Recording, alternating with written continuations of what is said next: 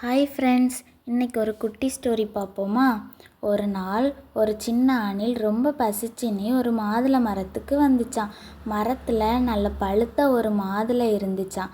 அதை அந்த அணில் மெதுவாக கடித்து சாப்பிட ஆரம்பிச்சிச்சான்.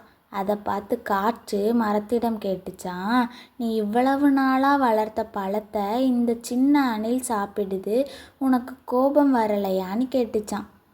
அதுக்கு அந்த மரம் சிரிச்சுக்கிட்டே சொல்லிச்சான், என் பழங்களை நான் பாதுகாக்க வளர்க்கவே இல்லை, யாராவது ஒரு உயிருக்கு பசி ஆற்றினாலே போதும்னு தான் நான் பார்க்குறேன்.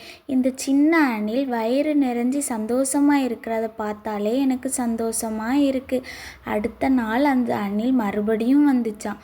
அதுக்கே தெரியாமல் அதன் காலில் ஒட்டியிருந்த மாதுளை வித்துக்கள் கீழே விழுந்துச்சான். சில மாதங்கள் கழித்து அந்த விதைகள் பெரிய செடியாக முளைச்சி வளர்ந்து ஆரம்பிச்சிச்சான்.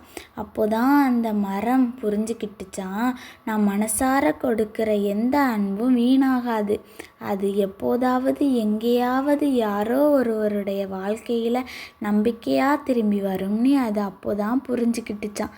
இதிலிருந்து நம்ம என்ன தெரிஞ்சுக்கிட்டோன்னா, நம்ம மனசார கொடுக்குற எந்த அன்புமே வீணாகாது.